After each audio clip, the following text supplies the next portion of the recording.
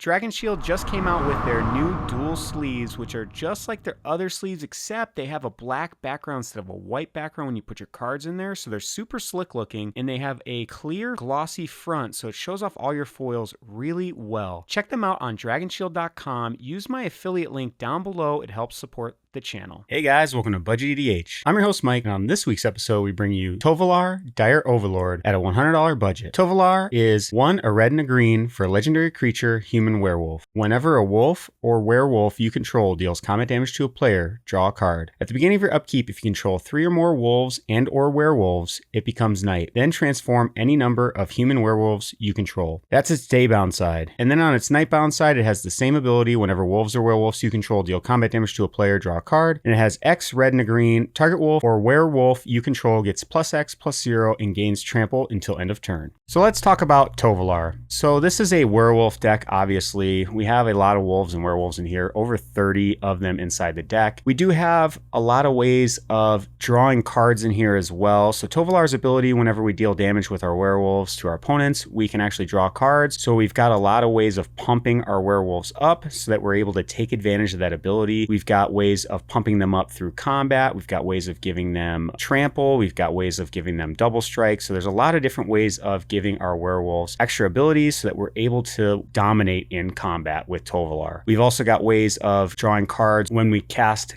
creatures as well. There's a lot of ways of taking advantage of that. In addition, we've got a bunch of lords in here that are going to pump our werewolves up, and we do have quite a few ways of giving our werewolves haste. Haste is important because we are playing a combat focused strategy, so the way we're able to win this game is through combat. We don't have any tricks or combos in here, so we do want to be able to get our creatures down as quickly as possible with those haste enablers and close the game out that way. Next up, let's talk about the stats in this deck. So we've got 30 wolves and or werewolves in the deck. This does include Tovolar as well. We've got 10 ramp spells in here, 6 ways of drawing cards, not including Tovolar, so 7 with Tovolar. We've got 6 interaction spells in here, ways of dealing with our opponent's permanents or protecting our creatures as well. We've got 16 different ways of pumping up our creatures or different combat type tricks in here to make our werewolves bigger and to be able to get in to get that Tovolar trigger. And then we've got 36 lands in this deck. Let's get into the deck tech. First up, let's go over some of the ways that we're able to draw cards in this deck. Now, Tovolar has the added ability on him where you can draw cards whenever wolves or werewolves deal damage to your opponents. So he has built-in card draw by himself. So we're not going to put a ton of card draw in here, just a few options to help us accrue value over the course of the game. So first up, we've got Lifecrafter's Bestiary. It's an artifact. At the beginning of your upkeep, you can scry 1, and whenever you cast a creature spell, you can pay a green, and if you do, draw a card. Icon of Ancestry is great in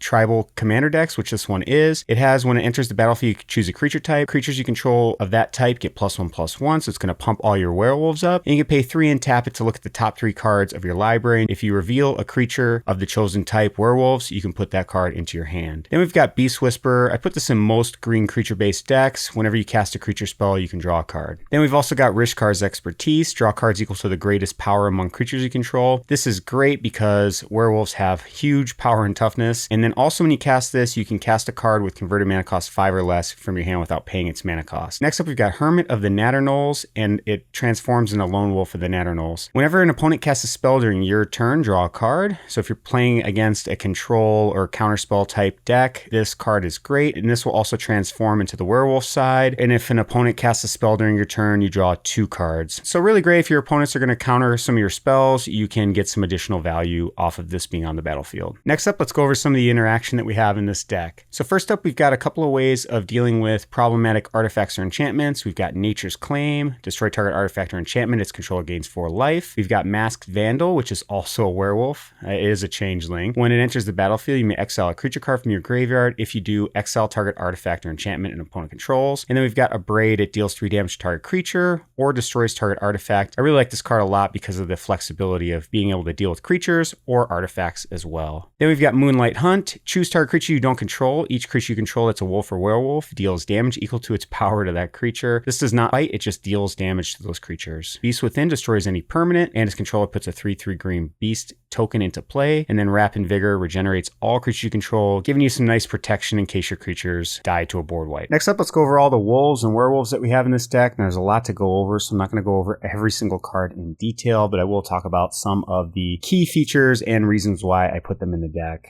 First up, we've got Werewolf Pack Leader. This is great if you attack with creatures with power 6 or greater. You can draw a card, and you can actually pump it up with an ability on it as well. Spirit of the Hunt enters the battlefield. Each other creature you control that's a wolf or werewolf gets +0/+3.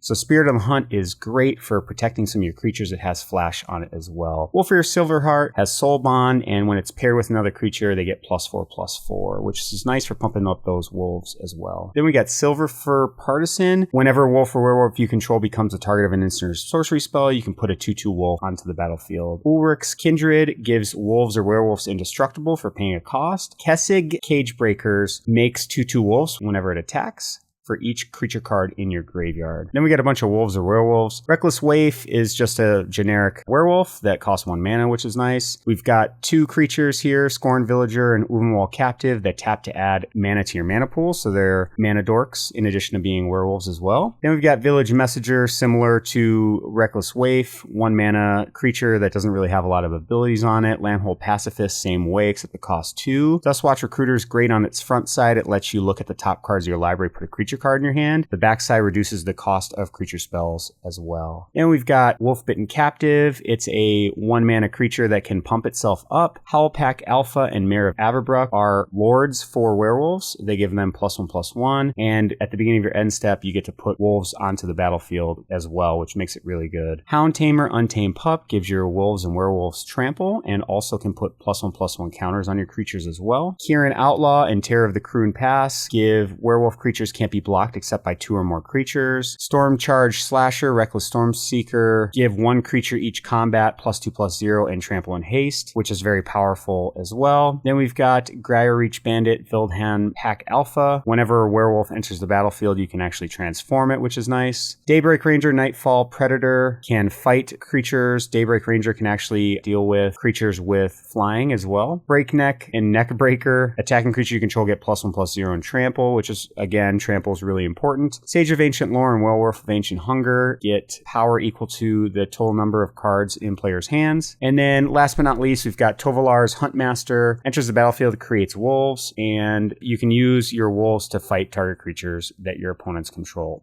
as well. Next up, let's go over some of the utility cards that we have in this deck. And first up, we're going to talk about some of the cards that give our creatures haste. We want to give our creatures haste because werewolves deal so much damage. Being able to get them down a turn earlier to be able to hit our opponents is going to be absolutely crucial. So first up, we've got Rhythm of the Wild. Creature spells you control can't be countered, which is awesome in a creature-based deck. And then also non-token creatures you control have Riot. They enter the battlefield with either your choice of haste or a +1/+1 counter. Fires of the Avamaya, similar, it just gives all your creatures haste, and you can actually sack it to give a creature +2/+2, though you're not going to use that very often. And then we got a couple of ways that we're able to pump our werewolves up. We've got Domri, Anarch of Bolas. It gives creatures you control +1/+0. Full Moon's Rise has the same exact ability, except it also gives your creatures trample as well, which is really nice. And then we've got Nightpack Ambusher, which is a wolf lord. And also at the beginning of your end step, if you didn't cast a spell this turn, you get to create a 2/2 green wolf creature token as well. This one's nice because it has flash as well, so you can actually have some combat tricks with this as well. Then we also got Howlpack Resurgence. It has flash like the Nightpack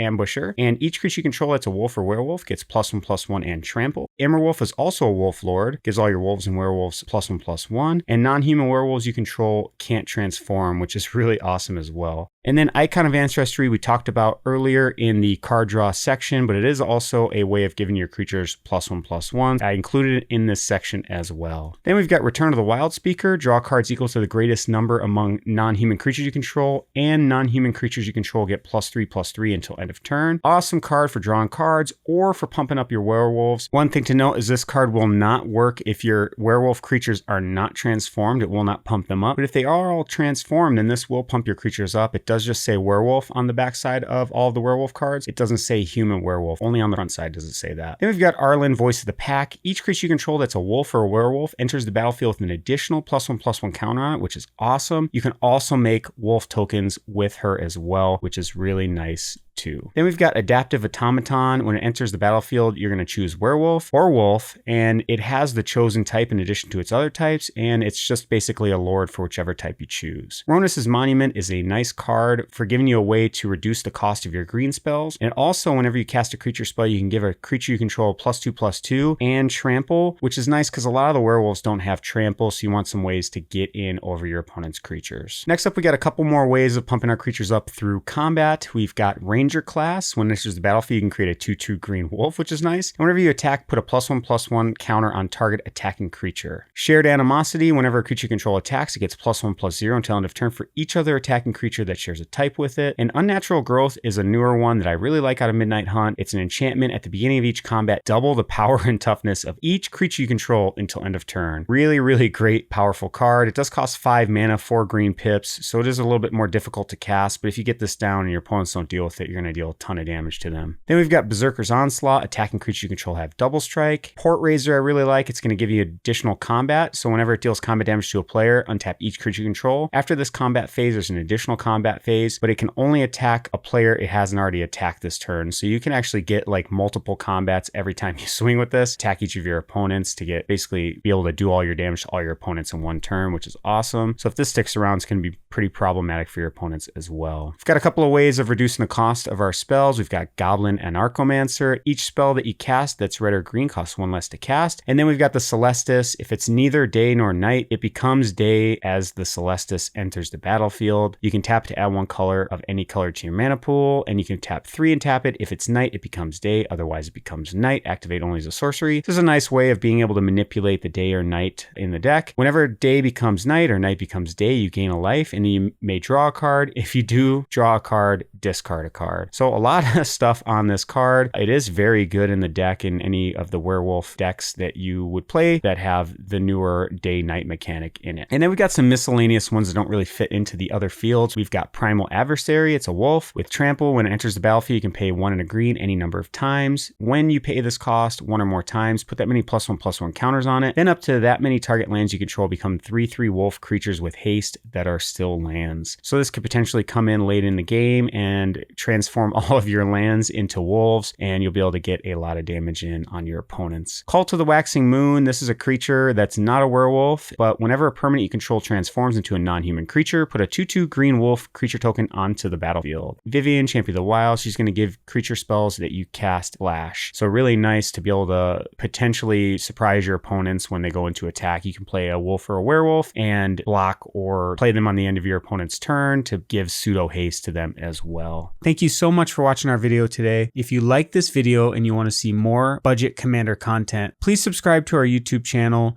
and you can also check us out on patreon.com/budgetedh. There's a bunch of different tiers and ways to interact with us outside of YouTube. We'll see you guys next time.